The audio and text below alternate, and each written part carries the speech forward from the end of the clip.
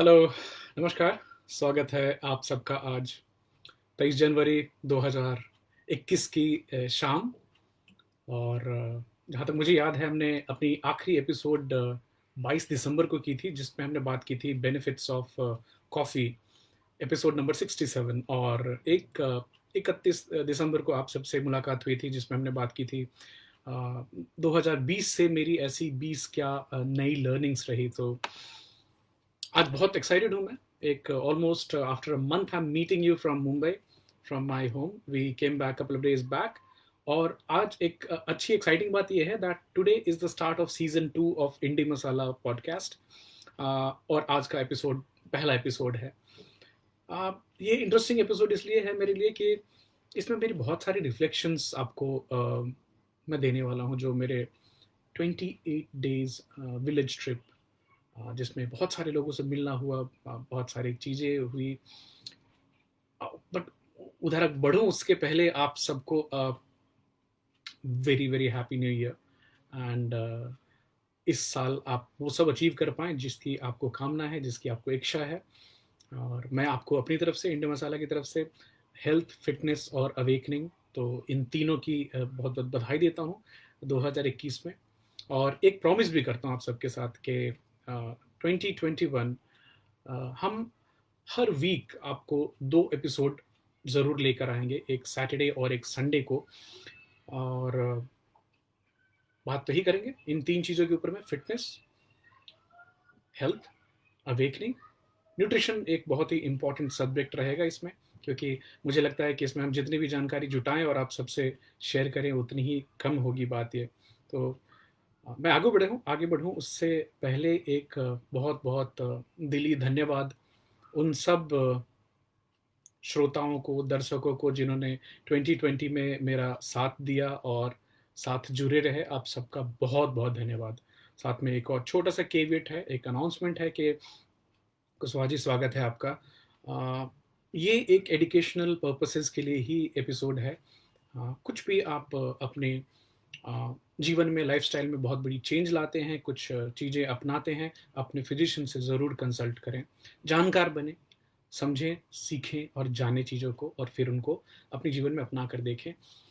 But ज़्यादातर चीज़ जो मैं आपसे शेयर करूँगा वो मेरी खुद की व्यक्तिगत अनुभव होती है, खुद पे ट्राई किया हुआ होता है, तब आपसे कुछ शेयर करता हूँ। So rest assured, I will be sharing you कहाँ से वो इन्फॉर्मेशन मिली, कितनी फ़ायदेमंद है, कितनी ज़रूरी वाली इन्फॉर्मेशन है, वो शेयर करूँगा आपसे हमेशा की तरह।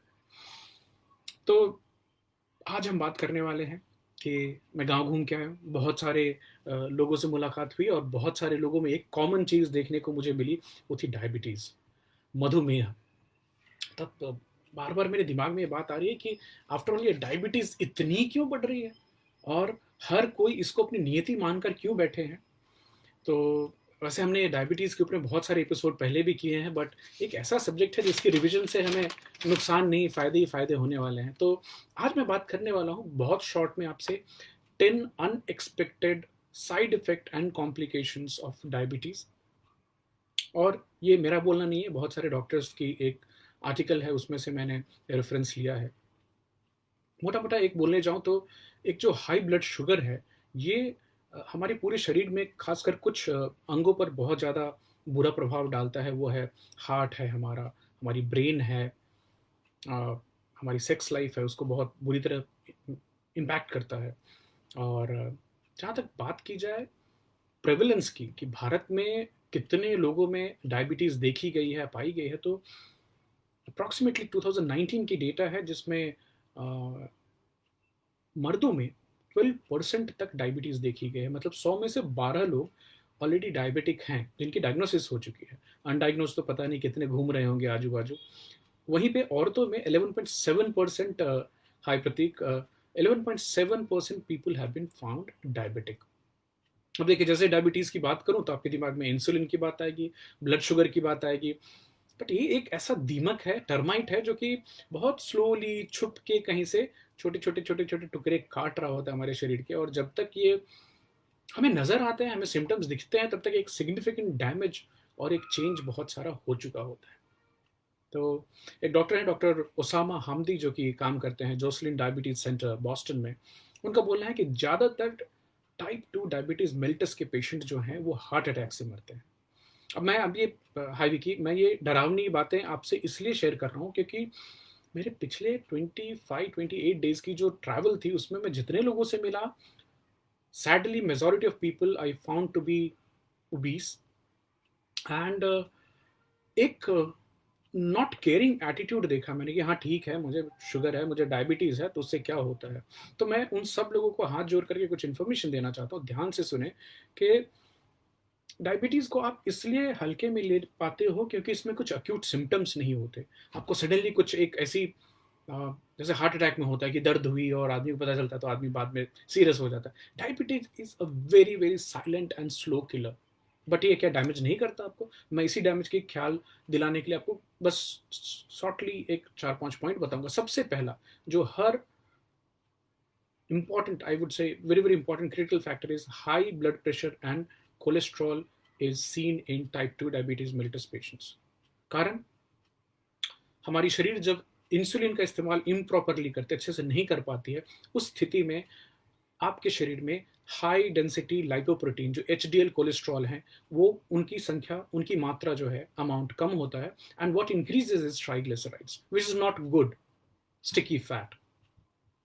अभी साथ के साथ जो इंसुलिन रेसिस्टेंस है जिसकी आपको डायबिटीज एज अ मैनिफेस्टेशन दिखती है, उससे ये भी होता है कि एक तो कंटिन्यूस हमारी बॉडी में हाई ब्लड शुगर है। और ये जो हाई ब्लड शुगर है, मैं हमारे पहले के एपिसोड में हम बात कर चुके हैं कि sugar is very very inflammatory, सूजन पैदा करता है। So it goes and also causes inflammation in the arteries जो हमारे शरीर के विभिन्न अंगों को, हार्ट को, ब्रेन को, किडनीज को, आईज को जो खून पहुंचा रहे हैं उनमें भी सूजन पैदा करती है। नतीजतन वो हार्ड हो जाती है, स्कैरिंग होती है उनकी। और हार्ड होने का मतलब क्या है कि जब भी आपकी ब्लड प्रेशर बढ़ी रिक्वायरमेंट के हिसाब से, तो ये ऐसी पाइप है जिसको ब्लड प्रेशर बढ़ी तो फैलना चाहिए so that blood pressure normalise हो सके। बट अब ये पाइप जो है ये पहले रबर की होती थी, लचीली होती थी, बट हार्डनिंग होकर के this is not flexible now. That means वो अपनी जगह पे अड़ी रहेगी and what it leads two is hypertension. आपकी ब्लड प्रेशर कंट्रोल कम होती जाएगी जैसे जैसे आपकी डायबिटीज बढ़ती रहती, ज्यादा दिन तक आप डायबिटीज में रहते हैं। तो अगर हम 3 डायबिटिक पेशेंट्स को लें तो उनमें से 2 में ऑलरेडी हाई ब्लड प्रेशर होता है और high blood pressure plus diabetes stroke के रिस्क बढ़ते हैं, हार्ट डिजीज के रिस्क बढ़ते हैं, trouble in thinking and memory, यादाश्त, उसके ऊपर भी असर आता है। तो ये तो बात हो गई high blood pressure and cholesterol की। Point number 2, if you are diabetic and it's uncontrolled, brain health issues देखे ही जाते हैं टाइप 2 डायबिटीज मेल्टस के पेशेंट्स में। एबनॉर्मल ब्लड फ्लो एक कॉमन सी बात है, कारण उसके पीछे बहुत सिंपल सी है। डॉक्टर हेलेना रॉडबर्ड एमडी हैं जो कि एंडोक्राइनोलॉजिस्ट हैं, मेरीलैंड में प्रैक्टिस करती है। उन्होंने बोला कि rapid loss of mental function होता है, आपकी जो दिमाग की काम करने की क्षमता है बड़ी जल्दी से नीचे आती है अगर आप डायबिटिक पेशेंट हो। एबिलिटी टू प्लान आप कम होता है, आप चीज़ें ऑर्गेनाइज नहीं कर पाएंगे, चीज़ें याद नहीं रख पाएंगे, पहले क्या करना है बाद में क्या करना है, प्रायोरिटाइजेशन तकलीफ होगी, आप अटेंशन किसी चीज़ पर ज़्यादा देर पे नहीं कर पाएंगे एंड इवन कोई चीज़ सोच ली कि हमने शुरुआत करनी है उसको जल्दी टाइम पे आप शुरू नहीं कर पाएंगे। So even getting started on a task becomes difficult. अभी जब जैसे जैसे मैं आपसे बात कर रहा हूँ तो फिर आप सबके दिमाग में चल रही हो कि डायबिटीज़ में एक्चुअली डैमेज होती क्या है। सो जब भी एक मोटी चीज़ याद रखिएगा, डायबिटीज़ की सबसे बड़ी प्रॉब्लम है, हाई ब्लड प्रेशर की सबसे बड़ी प्रॉब्लम है माइक्रोवैस्कुलर डैमेज। और माइक्रोवैस्कुलर डैमेज ये नहीं कि आर्टरी फट गई, we are talking about capillaries जो कि एकदम आपके बाल के बराबर और उससे भी पतले जो कैपिलरीज होती हैं जो हमारे शरीर के अलग अलग हिस्सों में न्यूट्रिशन पहुंचाती हैं खून के थ्रू, वो डैमेज होने लगती हैं। तो आपके हार्ट में डैमेज हुई तो हार्ट रिलेटेड डिसीज, आंखों में डैमेज हुई तो रेटिनोपैथी हो गई, किडनी में तो नेफ्रोपैथी हो गई। ये है डायबिटीज का मेन कारण। तो ये नंबर 2 हो गया। नंबर 3 पे है गम डिसीज। डायबिटिक लोगों में मुंह में पेरियोडोंटल डिसीजेस बहुत देखे जाते हैं, इन्फेक्शन ऑफ द गम बोल दीजिए, चीज़ें चबाकर खाने में तकलीफ होना, दांत गिर जाना समय से पहले, ये कॉमन चीज़ें हैं।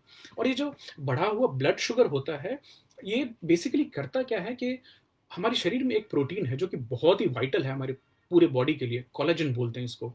कोलेजन पाया कहाँ जाता है? आपके बोन्स में है, आपके मसल्स में है, आपके स्किन में है, टेंडॉन्स में है। ये एक तरह का सीमेंट है जो कि हमारी बॉडी को इकट्ठा एक जगह जोड़ कर रखता है। अभी शुगर क्या करती है, हाई ब्लड शुगर क्या करती है, उसको जाकर कोलेजन की प्रॉपर्टी को मॉडिफाई कर देती है। तो आपको डायबिटिक लोग जल्दी बूढ़े होते हुए भी दिखेंगे, झुर्रियां पड़ेंगी जल्दी, कोलेजन डैमेज हो रही है, तो आपके शरीर में जो सीमेंट है, जो चीजों को इकट्ठा रहता है, रखती है, वो धीरे धीरे डैमेज हो रही है। इस चीज को समझें। चौथी चीज, डायबिटिक लोगों में अक्सर सेक्सुअल डिफिकल्टीज देखी जाएंगी। इवन अगर 40 साल की उम्र में भी हो तो भी उनमें इरेक्टाइल डिस्फंक्शन देखी जाती है। या तो साइकोलॉजिकल कारण से हो सकती है, या फिर टेस्टोस्टेरोन के लेवल्स कम हो जाते हैं। बट अगर कोई भी बंदा या लेडी लॉन्ग टर्म डायबिटिक हैं तो उनके सेक्सुअल फंक्शन कम आते हैं, कम होते हैं, क्योंकि दो डैमेजेस हो रहे हैं। अब वापस याद कीजिए, माइक्रोवैस्कुलर डैमेज, आपकी कैपिलरीज, तो आपके सेक्सुअल ऑर्गन्स को भी ब्लड सप्लाई न्यूट्रिशन कम मिल रही है, तो उनका फंक्शन कम होता जाएगा। साथ के साथ आपकी नर्व डैमेज भी होती है। नर्व डैमेज क्यों? नर्व्स एक ऐसे वायर हैं जो कि इलेक्ट्रिसिटी कंडक्ट करते हैं हमारे पूरे शरीर में, और उनके ऊपर में जो प्लास्टिक की कोटिंग होती है, जैसे आप कोई भी वायर लें तो उसके ऊपर में लाल और काला या ब्लू कलर की जो प्लास्टिक कोटिंग होती है, वो हमारी बॉडी में माइलिन शीथ होता है जो कि उस नर्व के ऊपर में कोटिंग करता है। हाई ब्लड शुगर की स्थिति में ये ऑस्मोटिक डिफरेंस की वजह से माइलिन शीथ रप्चर होना चालू होते हैं, फटना चालू होते हैं, और आपकी जो बिजली की तार है वो नंगी रह जाती है। एक तो कंडक्शन का लॉस होता है, बाद में नर्व डैमेज भी होते हैं। तो किसी भी डायबिटिक पेशेंट में लॉन्ग टर्म में उनको नर्व डैमेज देखी जाएगी, माइक्रोवैस्कुलर डैमेज देखी जाएगी। इवन फीमेल्स में भी, मर्द में तो इरेक्टाइल डिस्फंक्शन होता है, फीमेल्स में एक इम्पार्शियल लुब्रिकेशन की प्रॉब्लम देखी जाएगी अगर वो मिड एज में या फिर ओल्डर एज में है, और inability to achieve orgasm is also seen. So this is not only the male side disease कि खाली मर्द को ही erectile dysfunction होगा, no, sexual function loss is seen in both the sexes diabetes की वजह से। पांचवा सबसे कॉमन चीज जो देखी गई है वो है हियरिंग लॉस, सुनना। वैसे तो आप जैसे जैसे आपकी उम्र बढ़ रही है, आपकी सुनने की कैपेसिटी कम होना चालू हो जाती है, या 22 साल की उम्र के बाद धीरे धीरे आप, सबसे पहले जो सेंसेस में हमारी वीकनेस आती है वो सुनने की कैपेसिटी आपकी कम होती जाएगी। बट अगर आप डायबिटिक हैं तो आपके 2 गुना चांसेस हैं हियरिंग लॉस होने के as compare to normal person. And same problem कि कान में बड़ी माइन्यूट सी ऑर्गन है, उसको timely properly nutrition blood supply नहीं पहुंचना, और साथ के साथ कान के नर्व्स का डैमेज होना भी एक कारण है। नंबर 6 कॉमन चीज जो देखी जाती है वो है स्किन इन्फेक्शन। ये इतनी प्रोडोमिनेंट है डायबिटिक लोगों में, यूरिनरी ट्रैक इन्फेक्शन होते हैं, उनको घाव होते हैं, फंगल इन्फेक्शन होते रहते हैं, खुजलियां होना, ईस्ट इन्फेक्शन होना इतना कॉमन है कि कई डॉक्टर बोलते हैं कि अगर किसी में ज़्यादा skin infection time to time हो रहे हैं तो ये शायद ये लक्षण है कि उस आदमी को ऑलरेडी डायबिटीज़ है, भले डायग्नोज हो पाई हो कि नहीं हो पाई। एक और चीज़ देखी गई, डायबिटिक लोग अक्सर ओबीस होते हैं, मोटे होते हैं, एंड ओबेसिटी में आपके स्किन में फोल्ड्स पड़ते हैं, जो मतलब अब इतनी ज़्यादा बॉडी में फैट है कि वो अलग अलग जगह पे लटकती है, and those folds become very moist place जहाँ पे अब बैक्टीरिया आके ग्रो करते हैं, ईस्ट ग्रो करते हैं, फंजाई ग्रो करते हैं, जैसे कैंडिडा इन्फेक्शन एक होती है। अब इसमें अब डबल वैमी ये है कि डायबिटीज़ की जो कुछ दवाइयाँ हैं, अभी डायबिटीज़ की उन दवाइयों में एक प्रॉपर्टी होती है कि वो आपके पेशाब के थ्रू शुगर को ज़्यादा निकालने की कोशिश करते हैं। अब शुगर को ज़्यादा निकालने की कोशिश मतलब आपके यूरिन में शुगर की कॉन्सेंट्रेशन ज़्यादा बढ़ गई, मतलब और ज़्यादा infection, bacteria, fungal infection, east infection sexual organs में होते हैं। प्रणाम पापा, स्वागत है आपका। तो जो डायबिटिक होते हैं उनमें जेनिटल इन्फेक्शंस भी ज़्यादा देखे जाते हैं। नंबर 7 ऑब्स्ट्रक्टिव स्लीप डिसऑर्डर, रात को ऑब्स्ट्रक्ट, अब ये बड़ी सीरियस स्लीप डिसऑर्डर है। और एक और चीज़ देखी गई, 50% डायबिटिक जो होंगे वो ओबीस भी होते हैं, मोटे भी होते हैं। तो जब आप रात को सो रहे होते हैं तो हमारी जो थोरैक्स है, जो विंड पाइप जिसको हम बोलते हैं, ये इसको पचकना नहीं चाहिए। अगर ये दब जाए तो वो मसल उसकी हमेशा जो टोनैलिटी है वो बनी मेंटेन रहनी चाहिए। बट डायबिटिक लोगों में देखा गया है कि वो टोनैलिटी लूज होती है और रात को ये ऑब्स्ट्रक्ट करती है, किस चीज़ को? एयरवेज को। और इसके सबसे टिपिकल साइंस हैं कि खर्राटे लेकर के, या फिर नींद में उठना, या फिर अलग तरह की आवाज़ निकालना, बड़ी कॉमन प्रॉब्लम डायबिटिक लोगों में देखी जाती है। नंबर 7 पे है। नंबर 8 पे है विजन प्रॉब्लम। और ये तो आपने सुना ही होगा कि डायबिटिक रेटिनोपैथी होती है, रेटाइना, जो कि हमारी आंख में एक समझिए पर्दा है जिसपे छवि उल्टी बनती है और बाद में ब्रेन उसको कन्वर्ट करके सीधी करती है। तो जैसे ही ब्लड शुगर लेवल्स ज़्यादा होंगे, माइक्रोवैस्कुलर डैमेज हो रहे हैं, नर्व डैमेज हो रहे हैं, तो आंखों से देखने की शक्ति भी कम होती जाती है। तो अगर हम 3 ऐसे डायबिटिक लोगों को लें जो कि 40 साल की ज़्यादा उम्र के हैं, उनमें 3 में से 1 को तो डायबिटिक रेटिनोपैथी हमेशा मिल ही जाती है। यहाँ तक कि डायग्नोसिस होने के 7 साल पहले से डैमेज ऑलरेडी शुरू हो चुकी होती है। नंबर 9 पे है किडनी फेलियर। बड़ी ही कॉमन चीज़ है कि अगर आपकी बॉडी में ब्लड के शुगर लेवल्स बढ़े रहें तो high sugar level in blood आपके पूरे शरीर में सूजन पैदा करती है, और वो सूजन साथ के साथ आपकी किडनी में भी होती है। तो आपकी किडनी के जो नेफ्रॉन्स हैं वो मोटे होते जाते हैं और उनके ऊपर में घाव के जैसा हार्डनेस भी होता है। जैसे आपकी घाव सूखती है तो उसके ऊपर जो हार्डनेस आती है वैसे हार्ड होते हैं, उनकी फंक्शन लॉस होती है। यहाँ तक डॉक्टर्स बताते हैं कि 7% of times protein leak in urine is already going on. Type 2 diabetes diagnosis होती है तब तक प्रोटीन लीक तो चालू हो गया होता है। और अगर किसी को अनकंट्रोल्ड डायबिटीज रह गई, मान लीजिए अनडायग्नोज्ड है या फिर ध्यान नहीं दे रहे हैं, खाली दवाई एक खा रहे हैं जिससे सिस्टमैटिक कंट्रोल नहीं हो रहा है, लाइफस्टाइल चेंजेस नहीं कर पा रहे हैं, जिद्द है, तो वैसी हालत में 10 साल के अंदर में किडनी डैमेज देखी जाती है। और जिन लोगों में किडनी डैमेज देखी गई उसमें से 40% लोगों में किडनी फेलियर होता है। Ultimately they land up at dialysis और ट्रांसप्लांट। आखिरी चीज, डायबिटीज की जो साइड इफेक्ट्स आप बोल रहे हैं या कॉम्प्लिकेशन बोल रहे हैं, उसमें आती है जिसको हम न्यूरोपैथी बोलते हैं कि 50% डायबिटिक लोगों में ये सबसे कॉमन सिम्टम है। वो चींटी काटने जैसा अनुभव, पैर में हाथ में टिंगलिंग सेंसेशन, पेन होना, वीकनेस होना, ओवरऑल खाना नहीं पचने की एक शिकायत भी देखी जाती है। तो आप बोल रहे होंगे साल के पहले एपिसोड में इतनी डरावनी बातें, तो इनफ ऑफ स्कैरी टॉक्स। अभी हम बात करते हैं कि ये तो इसलिए बोला कि लोग डायबिटीज़ को इतने हल्के में ना लें, ये इतनी हल्की बीमारी है नहीं। और इसको अपनी नियति मान करके आप ये जो एक सरेंडर कर देते हैं कि ना अब तो हो गया तो जो होगा ना, बहुत सारा कंट्रोल आपके हाथ में है और हम आज उसकी ही बात करने वाले हैं। कुछ बातें कड़वी लगेंगी आपको, बट हर दवाई मीठी होनी ज़रूरी नहीं है। तो ध्यान से सुनिए इसको, शायद इसमें से 1-2 चीज़ें आप अपने जीवन में कर पाएँ, अपने जान पहचान के लोगों को, अपने परिवार के लोगों को बता पाएँ, तो शायद एक अच्छा काम होगा। अब रही बात हमारे गाँव की ट्रिप की, 28 दिन की ट्रिप थी। फैंटास्टिक फ्रेश एयर, बिल्कुल पॉल्यूशन फ्री, माइनस द जाड़े में घूरा लगता है आग तापने के लिए, उसका धुआं पूरे गांव में आपको मिल जाएगा। सब्जियां बहुत ही फ्रेश, आपके खुद के बगीचे से निकल के, खुद के किचन गार्डन से निकल के आती हैं, जिसपे ना जहर डाला गया है ना कुछ पेस्टिसाइड्स, केवल सिंपल प्लेन कंपोस्ट यूज़ करके फ्रेश वेजिटेबल्स। बहुत बहुत मज़ा आया। इवन जो दूध की चीज़ें थी, दही का स्वाद एक अलग ही लगा बिल्कुल। एक जो चेंज देखी मैंने कि हम चाहे रात को जितनी लेट भी सोते थे, सुबह में एक फ्रेशनेस के साथ उठते थे, which is lacking in Mumbai kind of. आप उठे तो आपको थोड़ा टाइम लगता है टू कम बैक, वहाँ पे एक फ्रेशनेस के साथ उठते थे। And I attribute that to the, I would say, जो पॉल्यूशन है ना हमारे आजू बाजू में, इंडस्ट्रियल पॉल्यूशन है, व्हीकुलर पॉल्यूशन है, वो सब वहाँ पे काफ़ी काफ़ी कम हो जाता है और आपको एक हवा स्वच्छ मिलती है। ऐसी बहुत सारी चिड़ियों से वापस मुलाकात हुई जिनको बचपन में देखा था, तो मैं कुछ पिक्चर्स भी शेयर किए थे।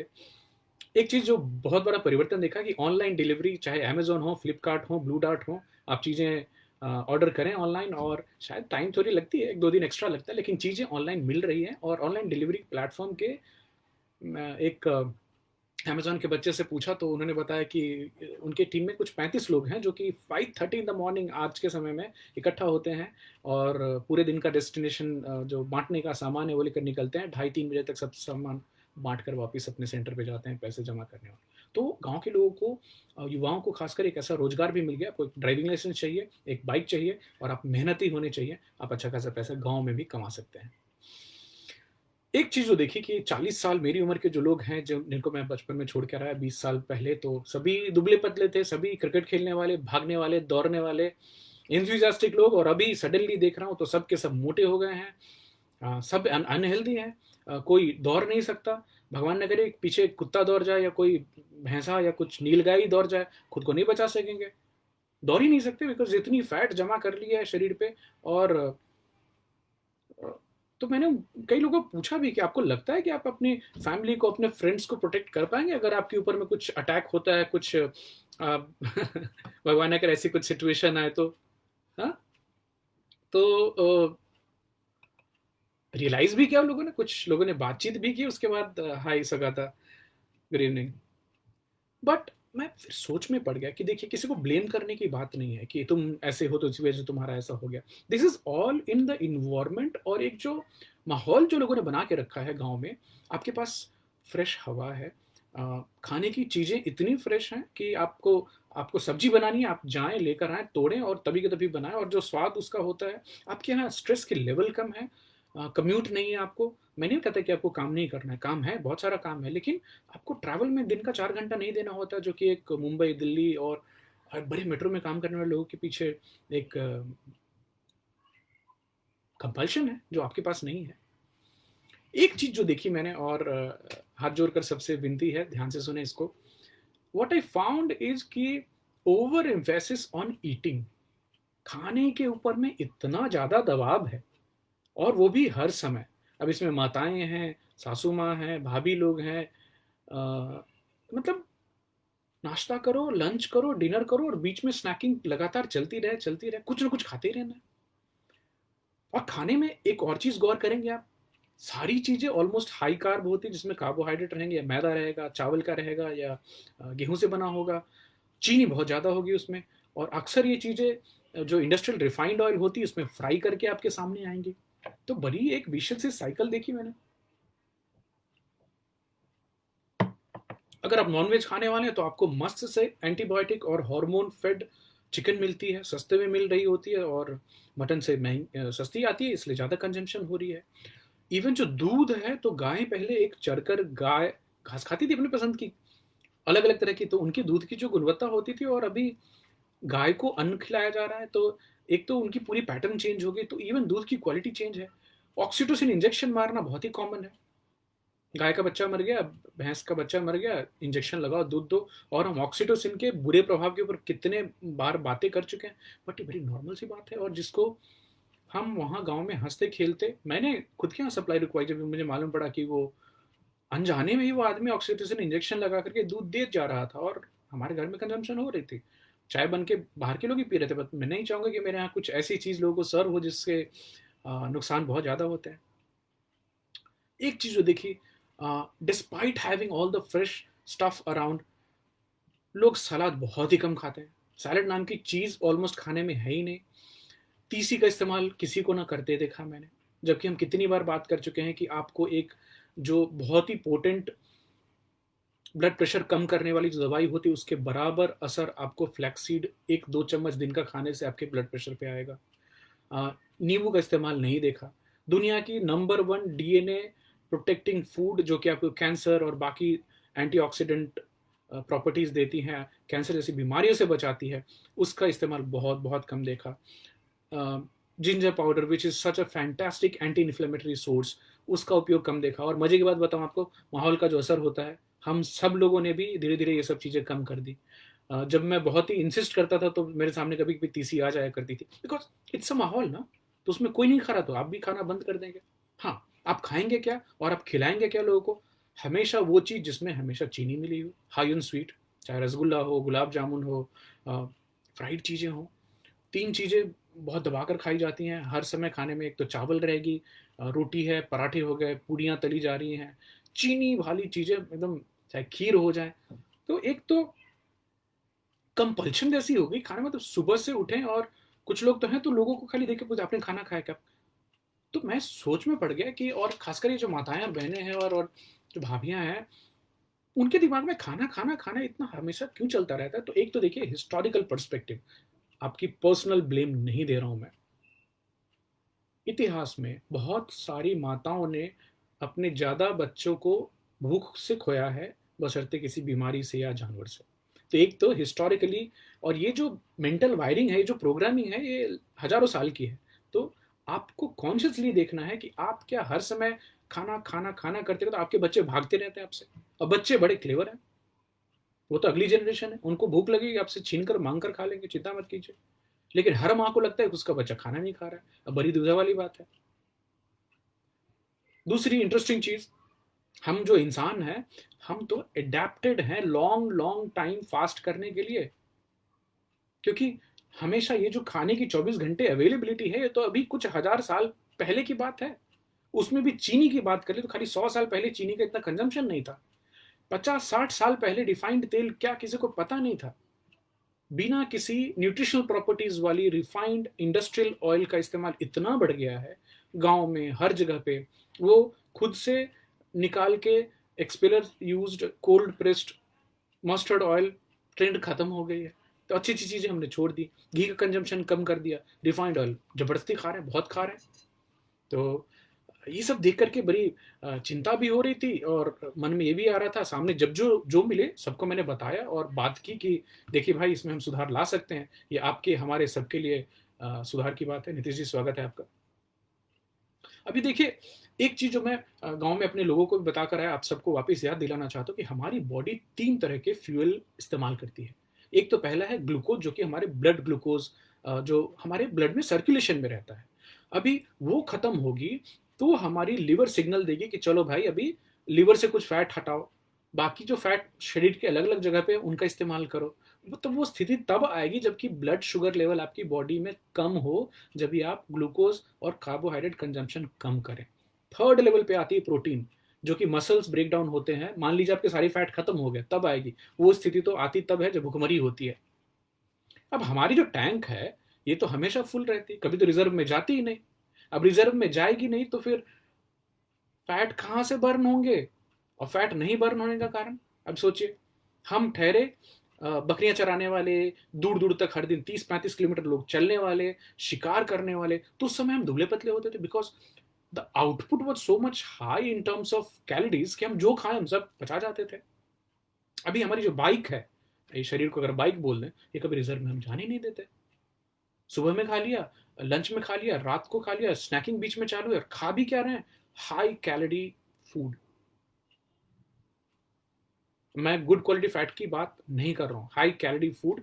अक्सर आप देखेंगे 3 चीजें, इन चीजों में बहुत ज्यादा होगी, खाने की चीजों में बहुत सारा नमक होगा, बहुत सारी चीनी होगी, और बहुत सारा फैट होगा, and it makes for a deadly combination. तो मजाक मजाक में मैंने अपने दोस्तों को बताया, जो कि मोटे हो गए हैं अभी, बहुत, मतलब कुछ तो मॉर्बिडली ओबीस हैं, कि भगवान उनको कितने दिन की जीवन देता है, वो कामना करूंगा उनकी दीर्घायु हो, लेकिन लक्षण अच्छे नहीं दिख रहे हैं। तो उनको मैंने खाली यही बोला कि देखिए, आपकी जो शरीर है, मान लीजिए एक बाल्टी है, और आप इतने मोटे सर्कमफ्रेंस के पाइप से उसमें पानी डाल रहे हैं, और आउटलेट जो है वो इतना पतला है। अभी आपका शरीर क्या हो गया कि इनपुट इतनी हो रही है, आउटपुट इतनी कम हो रही है, तो आपके शरीर ने, पूरा शरीर ना रह करके एक फैट का गोला बन गया है पूरा, जिसमें फ्लेक्सिबिलिटी नहीं है, जिसमें स्टैमिना नहीं है, जिसमें बीमारी से लड़ने की क्षमता नहीं है, और वो फैट आपको नुकसान दे रहा है। फैट के बारे में एक इंटरेस्टिंग चीज बता दूं कि आपके शरीर के अलग अलग सेल्स की तरह फैट सेल भी लिमिटेड है। फैट सेल की संख्या लिमिटेड है, बट वो ब्लोट होते हैं, साइज में बड़े होते जाएंगे, बड़े होते जाएंगे, बट उनकी भी लिमिटेशन है। वो एक समय आता है जब वो फैलना बंद कर देते हैं, लेकिन उनमें से लीक होना चालू होता है। लीक क्या होते हैं, वापस फैट लीक होती है और आपके ब्लड सर्कुलेशन में घूमती रहती है, जो कि जगह जगह सूजन पैदा करती रहती है। तो इस बात को समझे। एक और चीज देखिए, कोई फास्टिंग नहीं कर रहे हैं। ट्रेडिशनली हमारे यहाँ फास्टिंग होती थी, माताएं बहन अभी भी करती हैं पूजा पाठ के नाम पे, बट इन सारे जितने भी मोटे ओबीस ओबीस और डायबिटिक लोग मिले, इन इन फास्टिंग नहीं, डॉक्टर ने बोला, बोले टाइम टू टाइम खाते रहो, खाते रहो, दवाइयाँ भी खाते रहो, इलाज भी कराते रहो, सुधार की आकांक्षा नहीं रखिए। क्योंकि जिस कारण की वजह से बीमारी शुरू हो रही है, उस कारण को अगर आप हैंडल नहीं करेंगे, डायरेक्टली टैकल नहीं करेंगे, तो आप जिंदगी भर मरीज बने रहेंगे, और आपको बाद में ये सब कॉम्प्लिकेशन आएंगे। इसलिए मैंने शुरुआत इस टॉपिक की यहां से की कि आप पहले जाने कि अगर आपको डायबिटीज है, इट्स नॉट नॉर्मल। आप डायबिटीज को ठीक कर सकते हो, आपके पास अभी भी पावर है, कैपेसिटी है। बट ये जो नजरिया है, मैं तो यही खाऊंगा, ऐसे ही खाऊंगा, ऐसे ही मर जाऊंगा, फाइन। अगर आपने सोच लिया है कि आपको ऐसे खाते खाते इसी तरह जीते हुए बहुत जल्दी चले जाना है, दुख की बात है, बट आपकी चॉइस। बाकी और भी देखा कुछ लोगों से डिटेल में बात करने पे बहुत सारे एक्सक्यूजेस हैं। ये होगा तो एक्सरसाइज होगी, वो होगा तो एक्सरसाइज होगी, बहुत सारा झूठ बोलते हैं। खाने के नाम पे कि मैं तो बहुत कम खाता हूँ, और एक्चुअली खाते हैं ज़्यादा। वहीं पे एक बहुत ही शानदार चीज़ देखी, कुछ सीनियर सिटीजन्स हैं जिनकी उम्र 70 होने जा रही, बिल्कुल फिट है, ना डायबिटीज़ है, ना हाइपरटेंशन है, बड़ी रेजिमेंटेड सी जीवन है। एक चाचा उनसे बात हो रही थी, तो सुबह सबसे पहले ब्लैक टी पीते हैं बिना चीनी के, बाद में थोड़ी देर बाद एक कॉफ़ी पीते हैं, बहुत लाइट ब्रेकफास्ट है उनकी, हल्का खाना लंच खाते हैं। वो आप उनको ज़बरदस्ती बहुत सारी चीज़ नहीं खिला सकते हैं, किसी चीज़ का एक्सेस नहीं करते हैं, फिट हैं, कोई क्रोनिक ऐसी कंडीशन नहीं है। हम सबसे सब चाचाओं में सबसे बड़े हैं और फिट है, हेल्दी है, नज़र ना लगे उनको, भगवान उनको ऐसे ही स्वस्थ रखे। एक और दूसरे चाचा हैं, उनसे बातचीत के दौरान मालूम पड़ा कि उन्होंने जीवन में कभी 1 बजे से पहले खाना ही नहीं खाया, नाश्ता करते ही नहीं है। And that's exactly what we are saying. Intermittent fasting इतनी पावरफुल चीज़ है कि आपको क्रोनिक बीमारियां दूर दूर तक, कोसों दूर तक रखेंगी। तो उनके भले ही दूसरे लाइफस्टाइल चॉइसेस उतने हेल्दी ना हो, लेकिन उनकी एक ये हैबिट है कि मैं 1 बजे तक खाना कुछ नहीं खाऊंगा। तो एक जो 16 घंटे का, 15 घंटे का फास्टिंग विंडो आपने बॉडी को दे दिया, आपकी बहुत सारी बीमारियां ऑलरेडी गायब हो जाती हैं।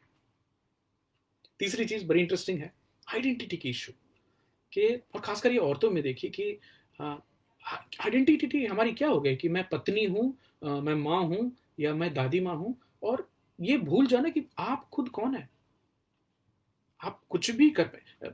एक और, जीवन में एक बार डायबिटीज हो गई तो हमेशा सबको बताना कि मैं डायबिटिक हूं, ये आपकी आइडेंटिटी नहीं है। आप इसको अपनी पहचान नहीं बनाइए। ये एक बीमारी है जिससे आप निकल सकते हैं।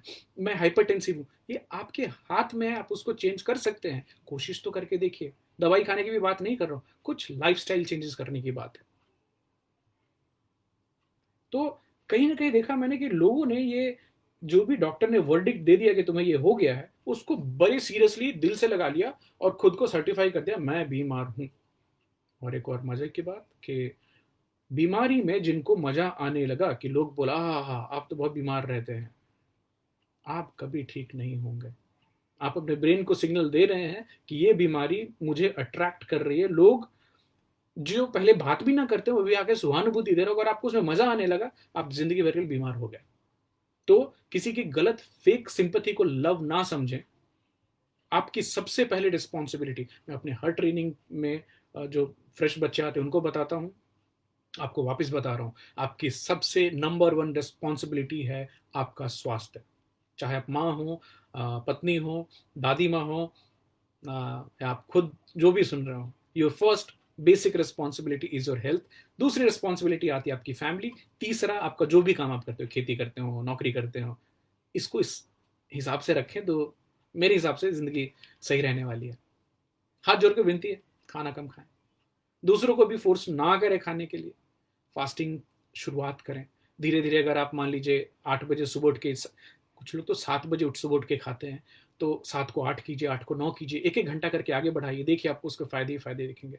आप एक खुद के ऊपर कंट्रोल, मेंटल कंट्रोल लेके आ पाएंगे, और ये जो जिंदगी की जो गाड़ी है ना इतनी मोटी हो गई, वो थोड़ी हल्की हो जाएगी। पानी ज्यादा पिए, पानी पीते ही नहीं देखता था लोगों को। मैं पूछता रहता था लोगों, जैसे आप पूछते हैं खाना खाया क्या, मैं पूछता पानी पिया क्या आपने। चीनी वाली चाय पीना दूध डालकर कम करें। खुद में ऑब्जर्वेशन देखी, मैं चुपचाप खाली देखता रहता था, किसी को मना नहीं किया या टोका नहीं। ब्रेकफास्ट फर्स्ट होने के पहले 5-6 कप चाय हो जाती थी लोगों की। कभी कोई गेस्ट आ गया, कभी इसके लिए बनाया, अभी ठंडा हो गया, और हर चाय में दूध है, हर चाय में चीनी है। बाद में उनको बेल्चिंग होती है, बाद में उनको एसिडिटी होती है। क्यों नहीं होगी?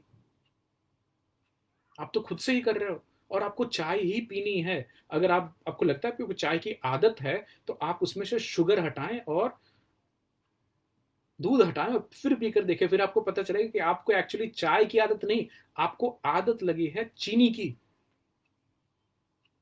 चीनी क्यों? चीनी कोकेन से ज्यादा एडिक्टिव है इसलिए। तो थोड़ी थोड़ी देर पे, और बड़ी मीठी चाय बनती है वहां पे, अगर नॉर्मली शहर में लोग 1 चम्मच चीनी डालते हैं तो वहां 2-2.5 चम्मच चीनी डाली जाती है। तो उसको कम करने की कोशिश करें। अगर आपके यहाँ कोई आते भी हैं तो छाछ पिला दीजिए, लस्सी पिलाइए, चीनी कम डालिए उसमें भी। और नहीं तो नई चीज़ अगर शुरुआत करना चाहते हैं तो ग्रीन टी चालू करें। 4-5 ग्रीन टी दिन में पीने वाले में कैंसर कम होती है, एंटीऑक्सीडेंट बहुत ज़्यादा होते हैं उसमें। ब्लैक कॉफ़ी पिए। Majority people who are obese and fat आपको ब्लैक कॉफ़ी बहुत बहुत लिवर प्रोटेक्टिंग होगी आपके लिए। आपकी ऑलरेडी लिवर फैटी लिवर हो चुकी है, उसको अगर ठीक करना चाहते हैं, ब्लैक कॉफ़ी अपनी लाइफ में लेके आइए। चीनी मत डालिए उसमें, धीरे धीरे आदत हो जाएगी आपको, उसका स्वाद भी अच्छा लगने लगेगा। और कुछ नहीं होता, सिंपल लेमन वाटर, बट उसमें भी चीनी डालकर उसको बर्बाद ना करें। आपको स्वाद चाहिए, आप उसमें थोड़ा काला नमक डालें, और जिंजर पाउडर अगर डालें तो एंटी इन्फ्लेमेटरी प्रॉपर्टी बढ़ जाएगी उसकी, अल्कलाइन हो जाएगी, और बहुत सारे अलग अलग फायदे भी आपको दे पाएगी। लास्टली बोलना चाहूँगा, चावल कम करें। हमें इतना चावल खाने की ज़रूरत नहीं है।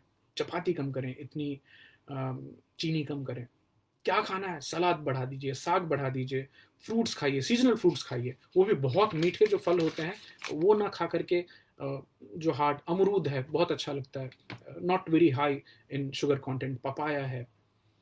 एक और चीज़ देखी जो कि घर घर में घुस गई है अभी, वो प्लास्टिक से पानी का सप्लाई आना। Even government supply of water is through plastic pipes. गाँव में जो फिल्ट्रेशन प्लांट्स लोगों ने लगाकर वो प्लास्टिक के टैंक में पानी लेकर आते हैं, फिर प्लास्टिक में ही पानी स्टोर्ड होता है।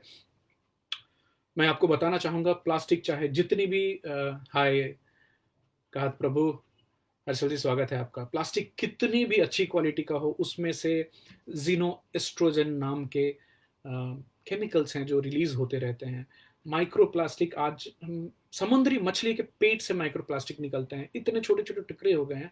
आपको खाने की चीज़ों में प्लास्टिक मिलती है, प्लास्टिक से बचना है। तो भगवान ने तो आपको वहाँ पे सबमर्सिबल पाइप पानी के दिए हैं, पानी को स्टोर कॉपर में करें, मिट्टी के घड़े में करें प्लीज़। वो जो प्लास्टिक का 20 लीटर वाला कंटेनर आता है, या प्लास्टिक के टैंक, इनफैक्ट टैंक भी सब प्लास्टिक के हो गए हैं। कहाँ पहले एक टैंक हमारे यहाँ वो कंक्रीट वाले हुआ करते थे, अभी हर जगह वो प्लास्टिक के टैंक, और वो धूप में गर्म होता है, सर्दियों में रहता है, वो हमेशा प्लास्टिक लीच करता रहता है। तो थोड़ा सोचें इसको। Water to be filtered is very very important. नल का पानी आते देखा, देखकर खुशी हुई, लेकिन हमारा पानी का, पीने के पानी का प्लास्टिक से संपर्क बहुत बढ़ गया है गाँव में, और ये अच्छी चीज़ नहीं लग रही है मुझे। एक और लास्ट रिक्वेस्ट है आपसे, ऑर्गेनिक चीज़ें खाएं। अगर हम मुंबई में ज़्यादा पैसे खर्च करके ऑर्गेनिक चीज़ें खरीद सकते हैं, ला सकते हैं, तो आपको तो भगवान ने ये कैपेसिटी दी है, वो जरिया दिया है कि आप वहाँ पे अपनी सारी चीज़ें कंजम्पशन की खुद से उगा सकते हैं, अपने फ्रेंड्स फैमिली में बांट सकते हैं। तो प्लीज़ कीजिए उसको। आपका जो घर के आसपास का जो मिट्टी का टुकड़ा है, आपकी मेहनत की मेहनत हो जाएगी, नेचर के साथ रहेंगे, और आप अपने घर के लिए कुछ सब्जियां, फल उगा पाएंगे, फूल उगा पाएंगे। और जहाँ तक मेरा पर्सनल अनुभव है, इससे ज़्यादा रिलैक्सिंग गार्डनिंग जैसी एक्टिविटी और दूसरी कुछ होती नहीं, और एक जो सेटिस्फैक्शन होती है of growing your own food. तो अपनी माइंडसेट को चेंज करें। इवन इफ आप डायबिटिक हैं, इवन इफ आप ओबीस हैं, आपकी पहचान वो नहीं है, आप उसको चेंज कर सकते हैं। बाकी मैं तो हूँ ही। तो आप सब में से जो जिन लोगों से बातचीत हुई, और आप जो भी श्रोता हैं सुन पा रहे हैं, आप सबको कभी लगे कि मुझसे कुछ सलाह चाहिए आपको, या किसी टॉपिक पे आप ज़्यादा बात करना चाहें, तो do reach out to me, and you will find me on all social media platforms by @indie masala। Podcast सुनिए, वीडियो शेयर कीजिए अपने फ्रेंड्स के साथ, फैमिली के साथ, और इस नए साल के पहले एपिसोड में आप सबको बहुत बहुत हेल्थ, फिटनेस और अवेकनिंग की शुभकामनाओं के साथ आज की टॉपिक को यहीं ख़त्म करते हैं। आप सब लोग जो कि आज की टॉपिक में शामिल हुए, बहुत बहुत धन्यवाद। कल मिलते हैं एक और इंटरेस्टिंग टॉपिक के साथ। तब तक अपना ख्याल रखिए। Bye bye.